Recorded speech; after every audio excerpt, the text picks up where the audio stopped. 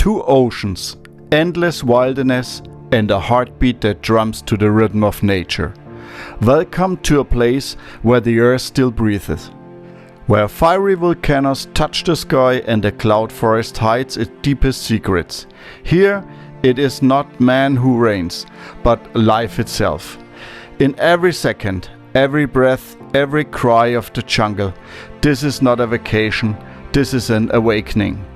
Costa Rica, Pura Vida in its most powerful form. Costa Rica, the small country with an area of only around 51,000 square kilometers, is located halfway between North and South America. It is even slightly smaller than Bavaria and Germany, framed by the Caribbean Sea to the east, the Pacific Ocean to the west, Nicaragua to the north, and Panama to the south. It lies entirely in the tropics between the 8 and 11 degrees of north latitude. Due to its geography, with tropical lowlands, the Central Valley and high mountains with peaks up to 3,820 meters high, it nevertheless has 12 different microclimates. This special features makes it one of the most biodiverse countries on earth. It has everything an adventurer's heart desires: evergreen rainforests, beautiful sandy beaches, and a flora and fauna that could only be found in a very few places on our planet. Join us for the next episodes on our 2-week adventure through this fascinating country. On February 21 at 11:55 am, the time had come. We took off from Munich directly to Toronto and from there on to San Jose in Costa Rica, where we were supposed to arrive at 9:25 p.m. on the February 22nd. Unfortunately, that didn't happen. We didn't arrive until 1:07 am thanks to various flight delays. We drove from San Jose Airport straight to the car rental company, arriving there in the middle of the night and getting lucky with a free upgrade. It wasn't car 1, it wasn't car 2, no, it was a beautiful Toyota Land Cruiser, actually exactly our dream car. We got right in and off we went, straight to the hotel where we finally arrived at 3 am and fell into bed exhausted. So that was it. The start of our great Costa Rican adventure.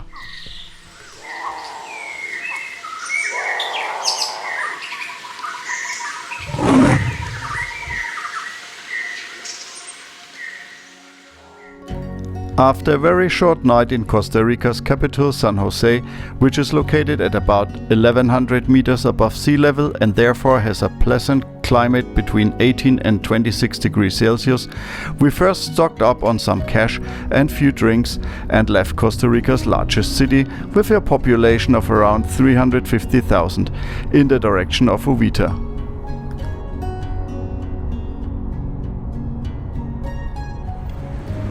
We made a short stop at Crocodile Bridge. The bridge over the Rio Tacoles is the place to go if you want to see crocodiles in Costa Rica. The river is said to have the world's largest population of American crocodiles. This species can grow up to 6 meters long and weigh several hundred kilograms.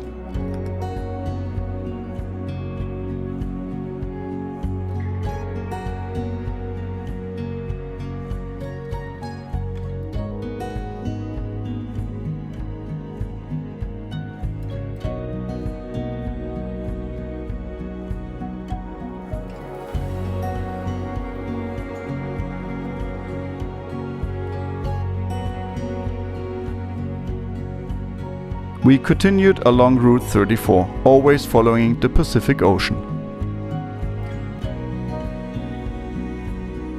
There were beautiful views of the sea along the way, and we also had the opportunity to see our first macaws.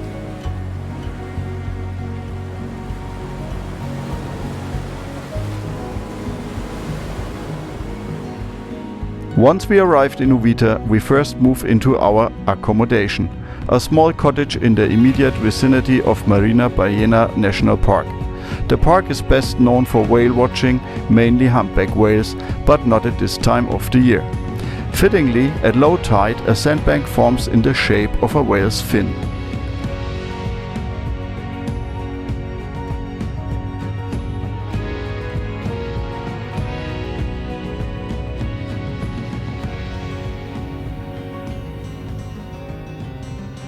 You follow a small road to the beach, go through an iron gate, pay $6 per person for an admission, and you're in the national park. It runs right along the coast and you hike on small paths through beautiful nature. There are many species of birds here, including macaws, and with a little luck you might see howler monkeys or white-headed capuchin monkeys.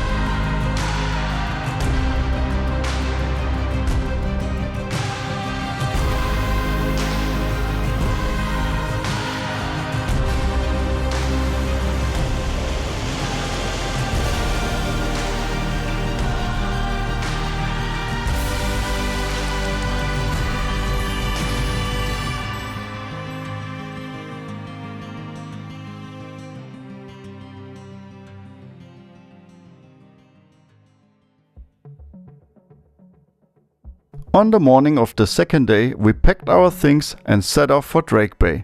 But before we embarked on the 150-kilometer drive, we wanted to make a detour to a waterfall. The Rio Uvita was nearby and there was supposed to be a secret spot there. At least one that wasn't overrun with tourists. So we drove through a small bamboo forest, had to cross a river and then headed off through the rainforest. After a few hundred meters, we were able to leave our car at the side of the road.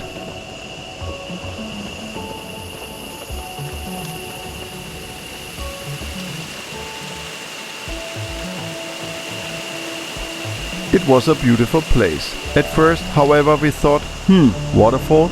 Well, a few nice rapids you can swim. But there was no sign of a waterfall, until we discovered a small path on the opposite side and followed it. And then we knew what was meant by waterfall.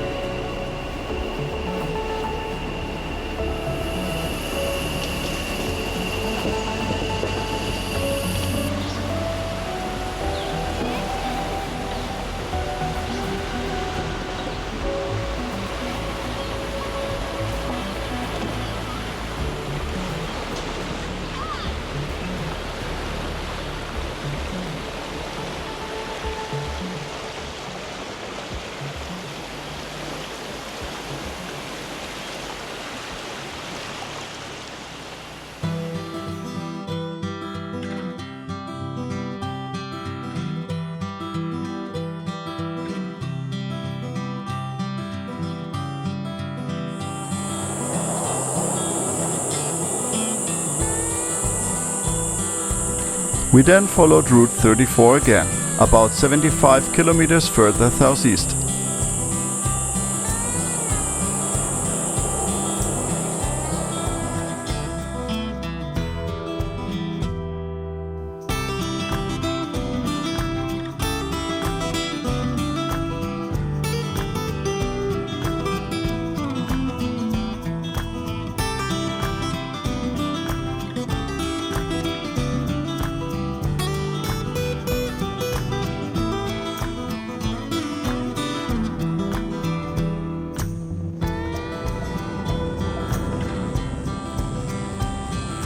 Then we turned onto Route 245 towards Drake Bay.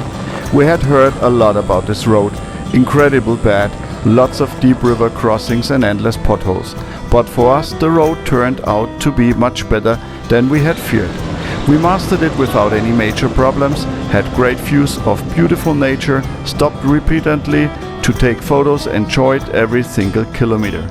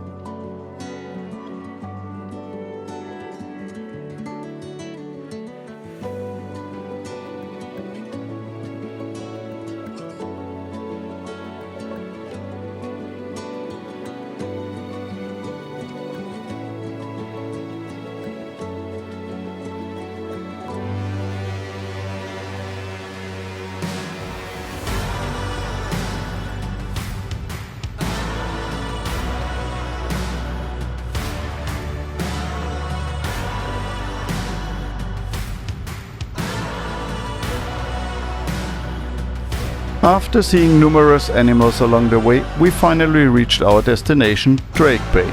We checked into our accommodation and took a look from our balcony. And what did we see? A small golden agouti was roaming around our garden. Then we made our way down the steep path to the beach, where there are some nice restaurants. We enjoyed our dinner with a magnificent sunset and look forward to the next day and the next adventure, the Corcovado National Park. If you enjoyed this episode, please remember to like, comment and subscribe. See you in the next video.